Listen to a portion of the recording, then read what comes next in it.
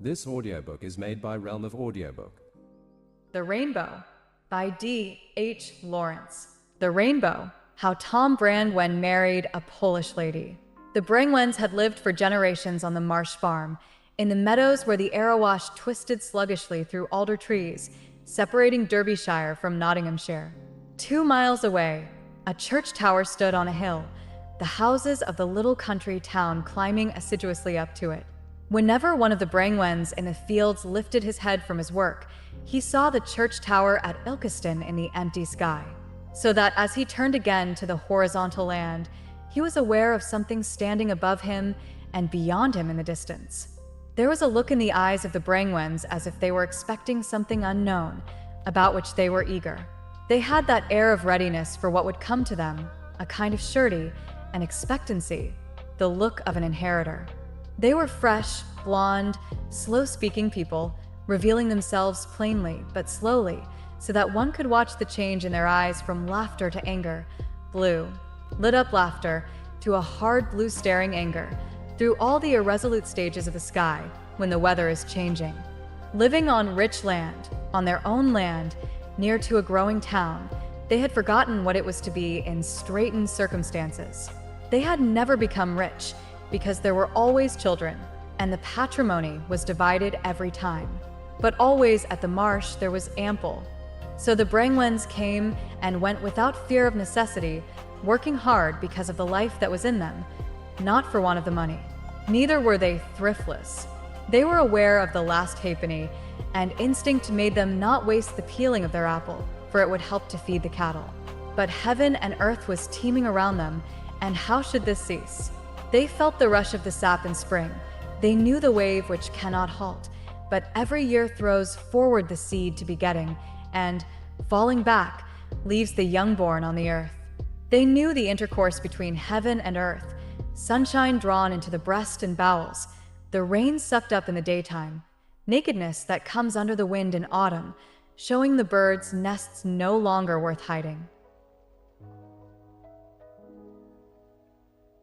Their life and interrelations were such, feeling the pulse and body of the soil, that opened to their furrow for the grain, and became smooth and supple after their plowing, and clung to their feet with a weight that pulled like desire, lying hard and unresponsive when the crops were to be shorn away.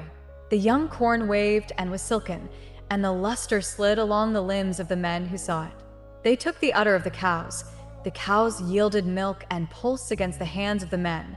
The pulse of the blood of the teats of the cows beat into the pulse of the hands of the men. They mounted their horses, and held life between the grip of their knees. They harnessed their horses at the wagon, and, with hand on the bridle rings, drew the heaving of the horses after their will. In autumn the partridges whirred up, birds in flocks blew like spray across the fallow, rooks appeared on the gray, watery heavens, and flew cawing into the winter. Then the men sat by the fire in the house where the women moved about with surety, and the limbs and the body of the men were impregnated with the day, cattle and earth and vegetation and the sky. The men sat by the fire, and their brains were inert, as their blood flowed heavy with the accumulation from the living day. The women were different. On them too was the drowse of blood intimacy, calves sucking and hens running together in droves, and young geese palpitating in the hand while the food was pushed down their throttle. But the women looked out from the heated, blind intercourse of farm life to the spoken world beyond. They were aware of the lips and the mind of the world speaking and giving utterance. They heard the sound in the distance, and they strained to listen. It was enough for the men that the earth heaved and opened its furrow to them, that the wind blew to dry the wet wheat, and set the young ears of corn wheeling freshly round about. It was enough that they helped the cow in labor, or ferreted the rats from under the barn, or broke the back of a rabbit with a sharp knock of the hand. So much warmth and generating and pain and death did they know in their blood, earth and sky and beast and green plants.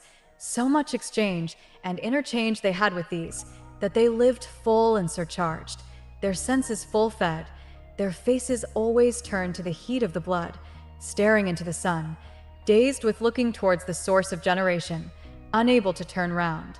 But the woman wanted another form of life than this, something that was not blood intimacy.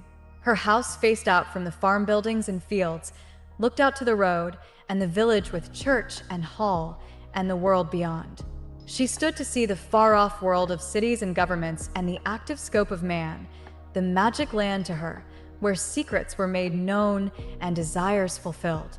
She faced outwards to where men moved dominant and creative, having turned their back on the pulsing heat of creation, and with this behind them, were set out to discover what was beyond, to enlarge their own scope and range and freedom, whereas the Brangwen men faced inwards to the teeming life of creation, which poured unresolved into their veins. Looking out, as she must, from the front of her house towards the activity of man in the world at large, whilst her husband looked out to the back at sky and harvest and beast and land, she strained her eyes to see what man had done in fighting outwards to knowledge. She strained to hear how he uttered himself in his conquest. Her deepest desire hung on the battle that she heard, far off, being waged on the edge of the unknown. She also wanted to know, and to be of the fighting host. At home, even so near as Kosathe, was the vicar, who spoke the other, magic language, and had the other, finer bearing, both of which she could perceive, but could never attain to. The vicar moved in worlds beyond where her own menfolk existed. Did she not know her own menfolk? Fresh, slow, full-built men, masterful enough, but easy, native to the earth, lacking outwardness and range of motion. Whereas the vicar, dark and dry and small beside her husband, had yet a quickness and a range of being that made Brangwen, in his large geniality, seem dull and local. She knew her husband, but in the vicar's nature was that which passed beyond her knowledge. As Brangwen had power over the cattle, so the vicar had power over her husband. What was it in the vicar that raised him above the common men, as man is raised above the beast? She craved to know. She craved to achieve this higher being, if not in herself, then in her children. That which makes a man strong even if he be little and frail in body, just as any man is little and frail beside a bull, and yet stronger than the bull. What was it? It was not money nor power nor position. What power had the vicar over Tom Brangwen? None. Yet stripped them and set them on a desert island, and the vicar was the master. His soul was master of the other man's. And why? She decided it was a question of knowledge. The curate was poor enough, and not very efficacious as a man, either. Yet he took rank with those others, the superior. She watched his children being born. She saw them running as tiny things beside their mother. And already they were separate from her own children, distinct. Why were her own children marked below the others? Why should the curate's children inevitably take precedence over her children? Why should dominance be given them from the start?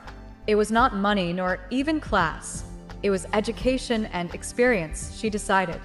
It was this education, this higher form of being, that the mother wished to give to her children so that they too could live the supreme life on earth. For her children, at least the children of her heart, had the complete nature that should take place in equality with the living, vital people in the land, not be left behind obscure among the laborers. Why must they remain obscured and stifled all their lives? Why should they suffer from lack of freedom to move? How should they learn the